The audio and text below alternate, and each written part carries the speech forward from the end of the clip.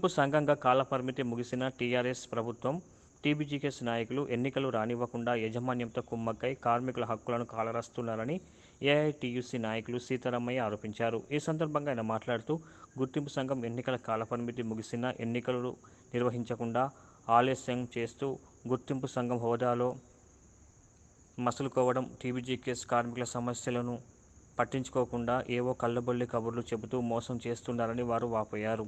ఈ కార్యక్రమంలో ఆయనతో పాటు నాయకులు సత్యనారాయణ, అక్బర్ అలీ, సుదర్శన్, మనోహర్, ప్రభాకర్, సాంబయ్య, రాజేశం, భూమయ్య, సర్జన్, శ్రీనివాస్ తదితరులు పాల్గొన్నారు. కార్మిక సమస్యలు పరిష్కరించడంలో యాజమాన్య ప్రభుత్వాల మంది వైఖరి, కార్మిక సంఘం ప్రభుత్వాల మంది వైఖరి.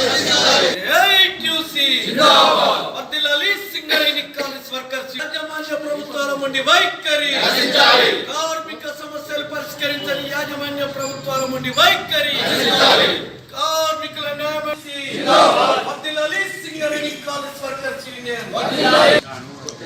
సింగరేణి కాలనీస్లో ఎన్నికల పీరియడ్ అయిపోయి సంవత్సరం అయినా కూడా సింగరేణి యాజమాన్యం రాష్ట్ర ప్రభుత్వం యొక్క విధానం వలన ఆలస్యం చేస్తూ ఉన్నారు. గతంలో గుర్తింపు సంఘం ఎన్నికలు జనవరి నెలలో కూడా జరిగినాయి. కానీ ఇప్పుడు మొన్నటిదాకా మార్చి నెల నుంచేమో కరోనా అని చెప్పేసి వంకబెట్టి ఆపారు. ఇప్పుడేమో ప్రొడక్షన్ మంత్స్ అని చెప్పేసి ఆపుతా ఉన్నారు.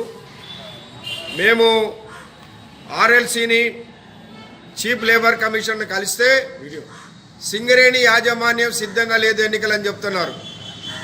మరి సింగరేణి యాజమాన్యం కనుక ఎన్నికలు పెట్టడానికి సిద్ధంగా లేకపోతే అన్ని కార్మిక సంఘాలని సమానంగా పిలవాలి తప్ప ఇంకా పీరియడ్ అయిపోయినా సంవత్సర కాలం దాటిపోయినా గుర్తింపు కార్మిక సంఘం అనే పేరుతోటి టీబీజీకేఎస్తో కుమ్ముక్కై కార్మిక హక్కుల్ని హరిస్తూ ఉన్నది.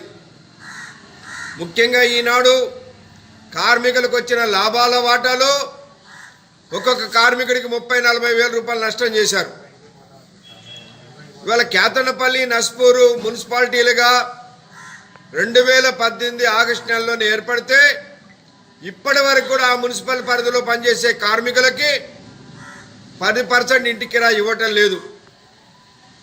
అదేవిధంగా ఇవాళ రిక్రూట్మెంట్స్ ఉన్నాయి, 800 క్లరికల్ వేకెన్సీస్ ఉన్నాయి.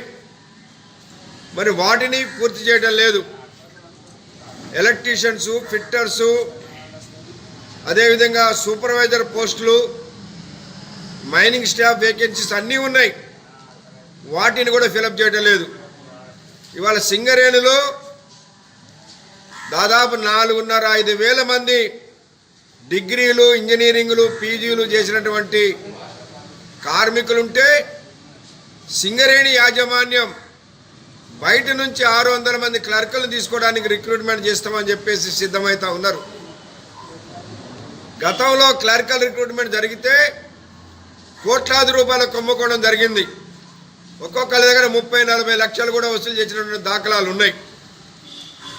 ఆ విషయం, ఆ కుంభకోణం బయటపడితే దానిపైన అప్పుడున్న డైరెక్టర్ పవిత్రన్ కుమార్ గారు విజిలెన్స్ ఎంక్వైరీ చేస్తే ఒక ఎంపీ పేరు బయటికి రాగానే దాన్ని పక్కన పెట్టేశారు. గతంలో ఇంజనీర్ల వేకెన్సీస్ ఫిలప్ చేయడానికి కూడా కుంభకోణం జరిగింది అనేది వచ్చింది. ఈ విధంగా బయట నుంచి రిక్రూట్ చేయడం అంటే కోట్ల రూపాయల కుంభకోణమే. కాబట్టి సింగరేణిలో పనిచేస్తున్నటువంటి కార్మికుల నుంచే క్లరికల్ కానీ, ట్రేడ్స్మెన్స్ కానీ, సూపర్వైజర్స్ కానీ, మైనింగ్ స్టాఫ్ కానీ తీసుకోవాలని చెప్పేసి, అదేవిధంగా సర్వే, ఇంకా ఇతర డిపార్ట్మెంట్ల్లో, మన హాస్పిటల్స్లో, పారామెడికల్లో అనేక వేకెన్సీస్ ఉన్నాయి.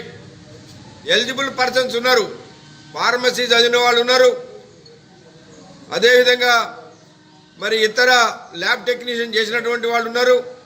వాటన్నిటిని కూడా తీసుకోవాలని, అట్లాగే ఎస్ఎన్పిసిలో ఇవాళ చాలా వేకెన్సీస్ వచ్చినాయి. వాటిని కూడా వెంటనే ఫిలప్ చేయాలని మేము ఏఐటీసీగా డిమాండ్ చేస్తూ ఉన్నాం.